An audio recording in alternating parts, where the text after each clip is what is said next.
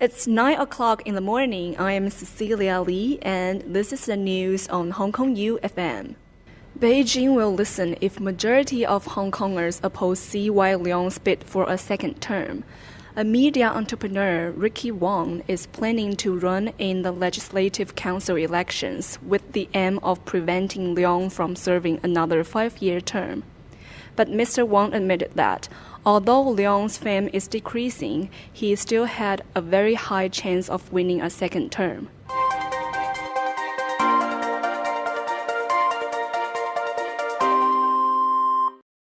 As June 4th is approaching, there will be over 100,000 people gathering in Victoria Park for the annual candlelight vigil to commemorate the Tiananmen Square crackdown. Student groups, which used to be hardcore supporters for such social activity, however, this year, for the first time, student leaders will not show up at the candlelight vigil in Victoria Park. They will instead hold at least 3 forums on the future of Hong Kong at Chinese University, Hong Kong U, and in Causeway Bay. Vice Officer of Archive Office at Postgraduate Student Association of Hong Kong U, Hui Shenyang, explains the situation. We, as students in Hong Kong, are a part of the community, so we see a huge responsibility to find a way to move forward while carrying the history with us.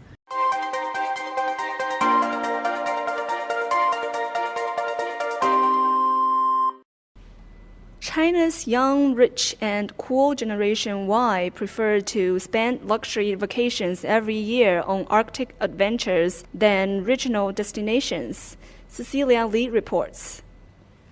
The Chinese Luxury Traveler 2016 report has found that travelers from China's so-called Generation Y spend an average of 420,000 yuan on travel per household every year, in places such as the polar regions rather than regional destinations in Asia.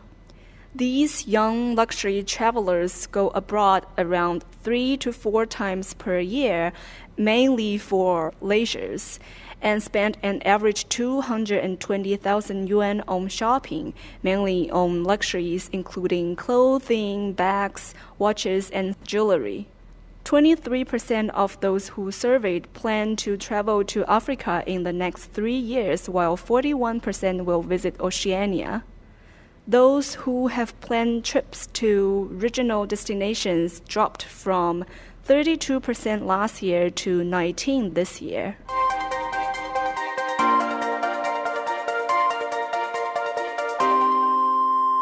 Financial technology service giant MasterCard looks to energize adoption of in-app mobile payment services in Hong Kong. MasterCard has launched MasterPass service in Hong Kong in July last year, and the number of banks that has partnered with MasterCard to support the service has grown. However, Hong Kong still remains behind other markets such as mainland China and Singapore in the adoption of mobile payment services.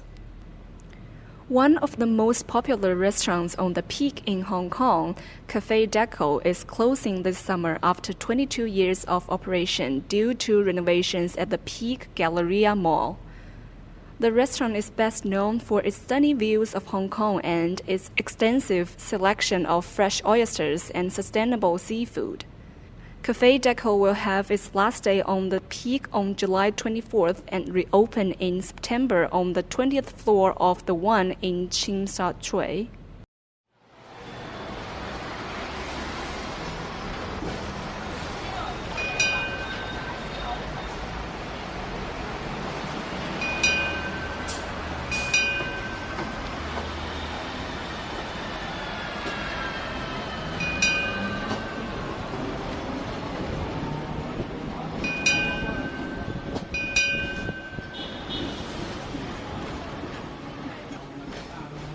Now I'm riding the tram from Causeway Bay to Admiralty.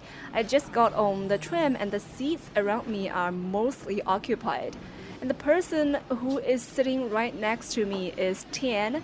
She is a tram lover who is also a part of Hong Kong Tram's enthusiast group. Hi, Tian. Can you briefly introduce us a bit of Hong Kong tram's history? When did the tram start in Hong Kong? Hi. Hong Kong tram started in early 20th century in Hong Kong Island. It has been run by Hong Kong Tramways Company since the very beginning until now.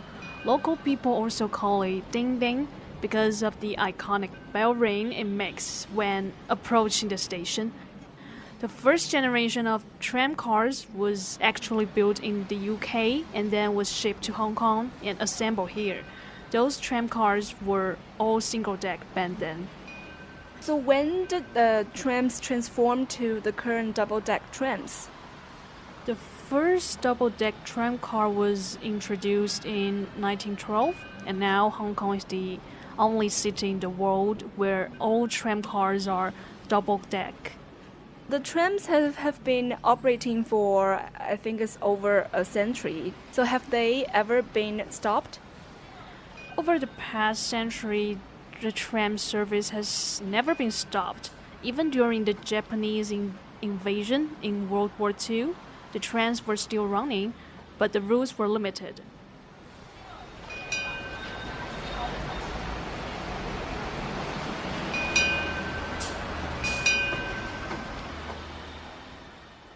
Hello, Miss Wang. As a tram operator, how long have you been operating trams? I I started my job as a tram operator 10 years ago. Every day I got to meet a lot of passengers, and they are very different people. It's really a fun job to me. Driving tram in winter is okay, but in summer, it's really hot because there's no air conditioner. I know that other than normal tram riding, Hong Kong Tramways also provides tram Aramic tour, which attracts hundreds of tourists every year. And the party tram reservations for people who would like to have a customized tram party is very popular too. Have you ever operated a party tram car? Yes, I have experienced driving the party tram car a few times, and it was quite fun. I just feel like I'm a part of the party. A lot of young people are really into tram party, so we constantly receive reservations from time to time. 電車慢慢行駛，車窗鎖起一切，而我像名畫品鑑者，看路人微風。 Hi, my name is Justin, and I ride the tram about 2 to 3 times a year. So what role do you think tram is now playing in Hong Kong? I think it depends on the people that you look at. For some people, especially from lower socioeconomic backgrounds, it's a great way for them to actually to access many places on Hong Kong Island. And for others, it's actually it's a bit of a historical. I guess it's a piece of history really to look at. So it's part of our heritage. Overall, can you briefly describe your experience riding trams? Personally, I'm not too big a fan of trams. I think it's a great mode of transportation in principle, but the lack of air conditioning in Hong Kong's very humid climate, I think, makes it a very difficult mode of transportation to actually access on a regular basis. Other than that, I think good concept. If they could just change it, modernize it a little bit, that would be great. 追着趕冷落炎夏。